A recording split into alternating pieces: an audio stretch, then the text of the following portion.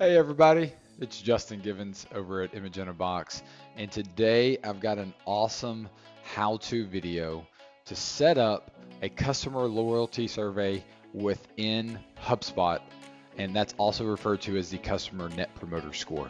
Um, Real quick, what is the customer net promoter score?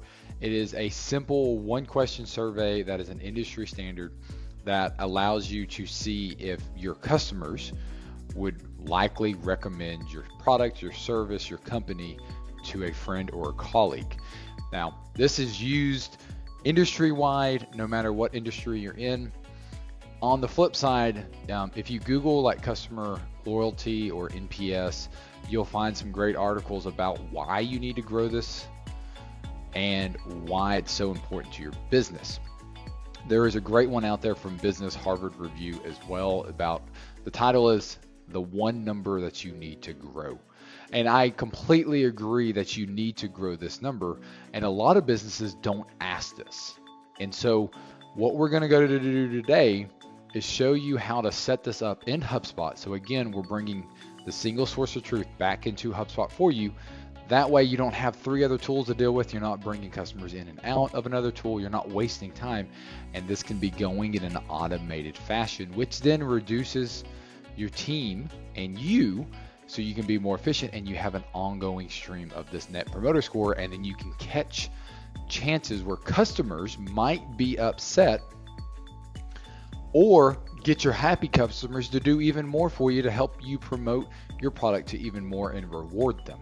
So let's dive in specifically to how to access this. Now, one requirement is this is underneath Service Hub Pro or Enterprise. All right. Now, if you're not sure how to find out what you have, you can click on your teeny tiny picture over here on the top right and go down to account and billing, and you would see what services you have. So if I do that real fast, accounts and billings, you would see here I've got HubSpot, sales, marketing, service, enterprise. Now, I'm in my demo account. So with that, when you land in your HubSpot portal, you want to click on service, go down to feedback surveys. Now, HubSpot with Pro and Enterprises, you can create 3 standard industry surveys, but you can create custom surveys as well. So what we're going to do is dive into this and say click create survey, or if you have the option right here, you can click this little link as well. With that, going in, as I said, you could create 3 industry standard surveys or create your own custom ones. Okay, custom ones might be useful when you want to do like maybe speaker feedback or trade show feedback, or even just like, hey, we're going to send a one-off survey, we want to capture it, collect it all in HubSpot. That way it's all in a single source and you don't need another tool. That is my philosophy, is always reduce the number of tools and tool stack that you have. That way you can be more efficient and more effective in your job. With that, you'll see the customer support surveys, the customer satisfaction surveys, and then also the customer loyalty, which is also referred to as the NPS survey. So let's click on that and let's dive into the configuration.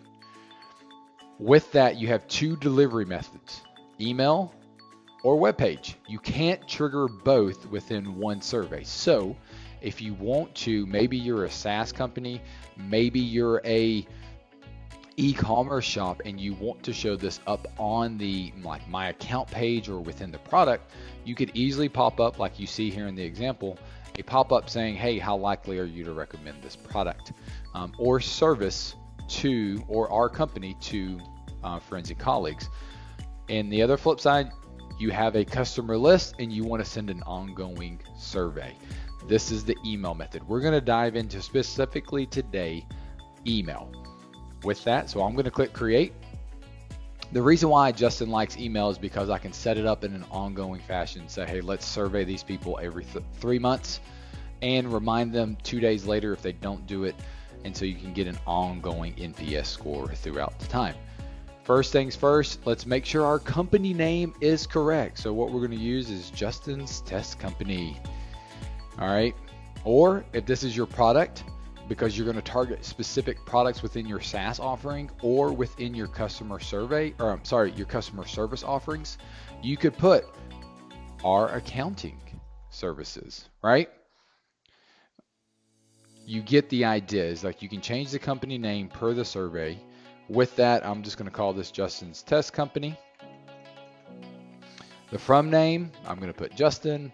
My from address, I'm going to leave it as this one, but I don't recommend using. I would use specifically what you want as a branded domain. Don't use the HubSpot one. Use your branded domain so it looks and feels like it's from you. You'll get a higher response rate. On the flip side, I like to add the personalization to the subject line, so then that way we get something that might trigger the user to open the email and click it. You can change this around, you can play around with it and see what works best for your customers. All right, going down to the body, I can change the greeting, which is this first section right here, but I can't change this question. This is the NPS default question. It's industry standard. You can't adjust it. You can't modify it. You can't back, well, I want to change this. But as you see, this is where it brings in that company name. And we want to know, right? So you can add your personalization, add your style of messaging, your voice of your brand. So use the words in that greeting, and then the NPS will follow. Then below that, the theme, which is where you can change right here. You can change the icon, put your logo there so they know who it is. Make sure you set a good alt text. Okay, don't leave it as brand image. And then change your colors to match, and it just changes slightly. You can see here, it just changes that top bar around a little bit. Not much branding to it, but it is just a way to connect. So that's step one. We configured the survey. Now let's configure the feedback. This is what the response would look like if somebody selected a 6, like, hey, we're so sorry about your experience. Again, this is where you can add your brand voice in. Same thing with passive and promoters. Adjust them if you want to. I typically don't. I just like to launch the NPS as quickly as possible so that way we get that feedback. But this does give you the option to customize it to your brand voice. Let's go to the thank you page. Again, bring in custom icons if you want, or you can use the standard default. You can see my theme that I set from the email is now affecting the thank you pages. Okay, so be aware of that. And you can also say, hey, you know what? I don't want this image. I'm just going to turn the image off, and I only want the header. And hey, we'll be in touch to make it right. HubSpot's working on regenerating that preview right here, as you can see. But for the most part, do what you want to customize it, right? You could put a happy face, people high-fiving on the promoters. Passive, give me a strong yeah. All right, have fun with it. Recipients, this is where we're configuring who's going to receive this, okay? They've got some predefined ones right here. So like became a customer more than 30 days ago. So if I became a customer today, my first survey would happen in 30 days. Okay, so really on the 31st day. So think about that, because you want to give the customers a chance to experience your brand, your company, or your product before you survey them. This might be better after an onboarding process. So maybe if your onboarding process is 60 days, wait 60 days. So change this. You would just say edit criteria, come over here, and then we're going to say more than 60 days. Apply, update, boom, there we go. Now you can see, hey, this is going to send after 60 days. So what I like to do is on my title of my survey up here at the top, NPS customers greater than 60 days. That way, when I go into the survey tool, boom, I know exactly what survey this is. Now, if you need specific criteria, maybe you want to survey, this is for a specific product or a specific SaaS level of offering you do, or maybe you are a professional services company and you offer different services. Well, you could do an NPS based on the services and not just generically on the whole company. That way you can better understand how your service offerings are scoring to then fix or make those products even better. So that flexibility, you can then come in and edit the criteria and say, I want customers that actually have the company, and you use a custom property to say what role or what deal is associated with them to filter out these different level of recipients to get that NPS score. On the flip side, what's the delay? So if I wanted to make the delay here of 60 days, make sure this 60 and this 60 doesn't double up, because now we're going to wait 120 days. So if you wanted to use a delay down here, then make sure that delay is correct in what you're thinking math-wise. What I like to do personally is put in a 30-day or 30-minute delay, just to make sure in case somebody accidentally marks a customer and they change it back real quick. I don't want that going out, but we have a 30-minute delay if you had no delay here as well. So again, just make sure you're thinking logically about, hey, how we need to set this up. Frequency is right below the when. When the frequency is often set, how often do you want to send these people a follow-up email saying, hey, how are we doing? Now, this is very important. If you're doing a one-off batch, make sure you say one-off. It won't do it again. It will just be that criteria one time, done. I personally, if you're a professional service company or you have like a SaaS product, look like a subscription model of any sorts, I like to ask it ongoing.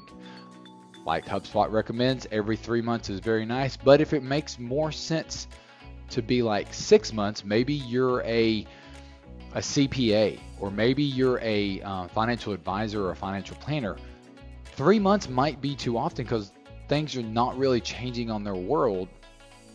So 6 months might be better, or every year. Okay, so whatever works best for your industry and your business model, think about the recurring sense, but I recommend using a recurring fashion so you don't have to remember to do your one-off batches. Now, that's that. Automation is very important. Don't get scared and dive into this section specifically because who's going to be notified of those responses? You on your team, who wants to be notified? You can enable Slack notifications, which is a great way to get those in there.